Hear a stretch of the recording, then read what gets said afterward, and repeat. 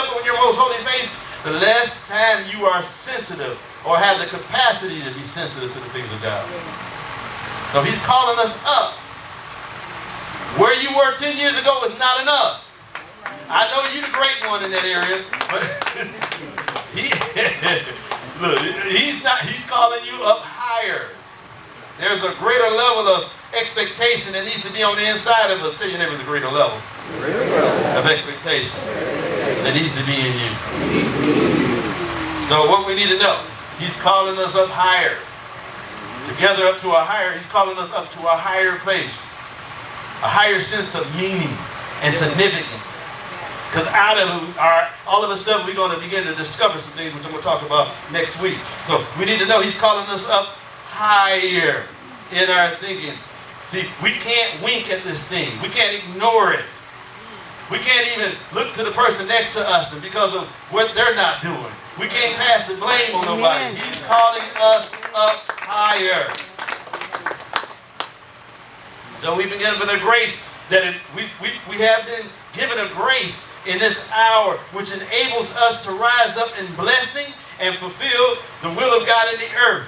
Not only as a witness of the work of Jesus, but as a demonstration of the very presence and character of God. That's why he's calling us up higher, because when he calls us up, there's a grace connected to the calling.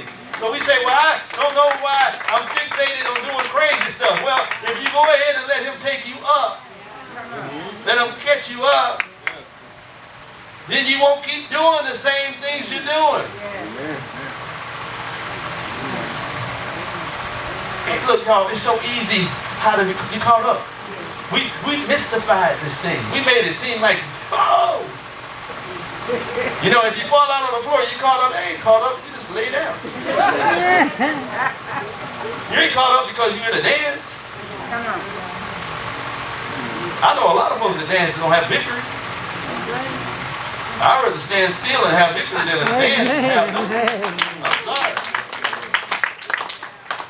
You don't get caught up because you say, amen. Amen. That's right, preacher. Preach it, preach it. That's not caught up. You just found something you like. Well, sometimes. The religious devil would have you say amen. I've dealt with them before. Been in services, they were called out at a Royal Faith Center with Apostle people. Guy who was rubbing me the wrong way. I asked the Apostle, you gonna deal with that thing? I said, because I'm about to go down there, step up off the stage and lay hands on that and tell that thing to come out. He dealt with it at his own time. Amen. But we need to know that, y'all, that there's a grace. There is a level of mobility in the spirit that God gives us, that he gives us hind feet when we're called up. And see, every step of obedience gives us hind feet. And all of a sudden you find out, all of a sudden you start treading upon serpents and scorpions. Why? Because he got you in the high places.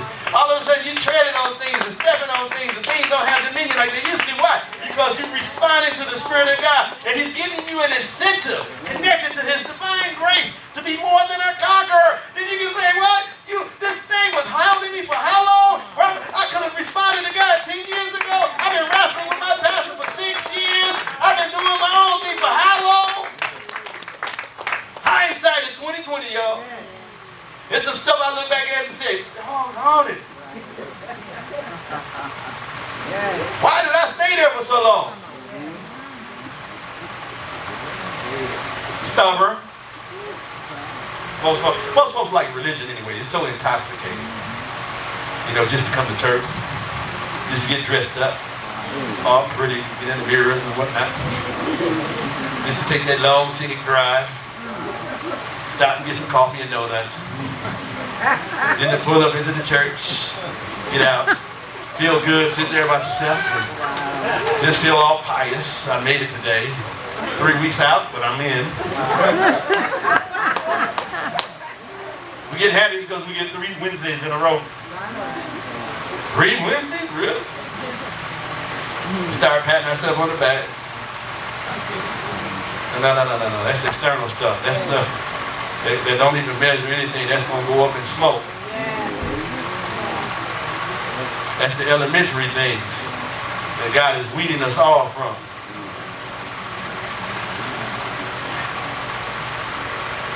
Go to Revelation 11. Y'all knew. You look and say, yeah. You see that video like, well, come on over here, like, let me show you something. I'm gonna close after this. I just love the word. I love it. I love how the Holy Spirit just all of a sudden drops stuff on you. You know, it'd be like, bing. Sound like a little phone, bing. You know, I'm a man after God's heart. And God's heart is his people. He paid the ultimate price to have us in a position to be changed. The ultimate price, he gave his best. His name was Jesus. Give us that opportunity, that small, no, I can't say small, gave us a window that we can make some adjustments. But look at this here. It says, you know what?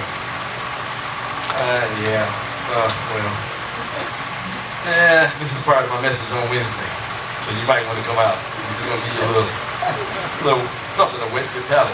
And there was given, verse 1, chapter 11. And there was given to me a reed like unto a rod, and the angel stood saying, rise and measure the temple of God and the altar, and them that what? Who's getting measured? Come on, walk with me, y'all. The temple and who else? And them that worship therein. He's saying, look, I want you to measure my temple. Who's the temple? We are. We are. But he says, I want you to measure a certain component of the temple. There's a feature connected to the temple. Yeah. Them that what? Worship therein. Them who place value on the presence of God. Them who are willing to sacrifice what they want on behalf of the kingdom. That's what worship is, y'all. Worship, the first time worship showed up wasn't in the song. The first time worship showed up was in Genesis 22. First time the word showed up at all in our Bible showed up in Genesis 22. When Abraham got ready to take up Isaac to offer him to the Lord, that was the first time. He said, now I know you would not withhold anything from me. So he connected worship with obedience. Oh, Lord. So if your obedience is low, your worship is low. I'm sorry, that didn't come from me, but that's part of my perception. Remember I said, I believe. That's my disclaimer, right? He said, rise and measure the temple and altar, and them that worship therein. So that's the safe place. So we're going to be measured. God has an expectation for worshipers, but that's not, we're going to talk about that Wednesday. Verse 2. But the court, which is without the temple, what? Leave out. He said the court. You got to understand how there were three features, three partitions of this temple. There was the outer court, inner court, and the holies of holies. So he said the outer court, those things that are, leave it out. He said, and measure it not, for it is given unto who? The Gentiles. And the holy city shall they tread underfoot 42 months. I ain't got time to talk about it. But I believe that the court, to this temple is not being measured. He said, only measure the temple. And the temple has to do with the lively stones and those who've been connected together. Those who are going from one measure of understanding is becoming the temple. And them that are celebrating what they're receiving from God, he said, measure them. But them that are without, those who are disconnected from what I'm building in the temple, who refuse to worship, don't measure them. So you mean if there's no obedience, which is a sign of